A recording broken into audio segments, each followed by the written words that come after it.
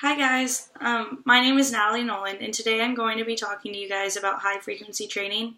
High frequency trading is an automated trading platform used by financial institutions such as hedge funds, large investment banks, and institutional investors that utilizes powerful computers to transact a large number of orders at extremely high speeds. These high frequency trading platforms allow traders to scan multiple markets and exchanges and execute millions of orders in a matter of seconds, which in turn gives the institutions using these platforms big advantages in the open market.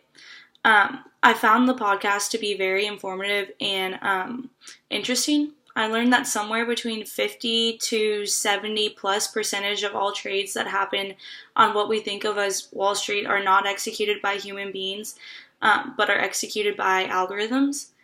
A high frequency trader might do a thousand trades in 1 minute. Back in the day, 20 years ago, when humans still ran trades, the average time to execute a trade was around 11 to 12 seconds. Now, over 41 billion trades happen every microsecond. The podcast focused on the fact that the fastest person will usually win. As the latest job numbers come out, if the numbers are good, the stock market is going to go up. The podcast gave the example of a guy from Kansas noticing that his robot was always being beat, so he decided to pack up all of his things and move to New York so that the signal would work faster. As a result, people started buying New York real estate. But in 2006, the New York Stock Exchange opened a huge room that was 20,000 feet big, which is the size of roughly 3 football fields, filled with rows of servers owned by financial institutions to do the trading. In each room, there are close to 10,000 servers that decide whether or not to buy or sell trades. The whole premise of opening these rooms is to have a level playing field for all. Every single firm has the same access as anyone else, and every rack has the same length of cabling, so the problem that happened in Kansas didn't really happen again. People assume that since all machines can be inside the exchange, the speed race was over, but in fact it's not. It's getting worse because when trading electronic, the market got fragmented. I also learned through the podcast that the speed race is helping the stock market by being faster and cheaper.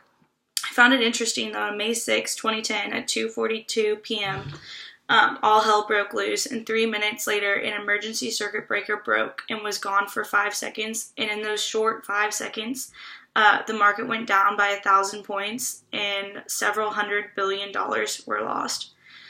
Swings like this had happened before, but never to this extent. 2.5 years later, they still didn't know what happened, and eventually the crash was blamed on one bad algorithm. But people have speculated that high-frequency computers have clogged the network.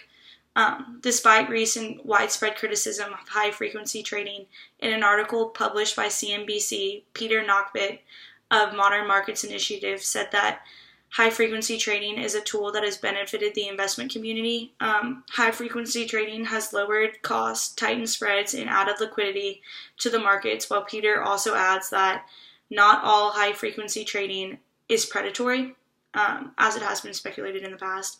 Peter also released a statement saying that I think there's a confusion here.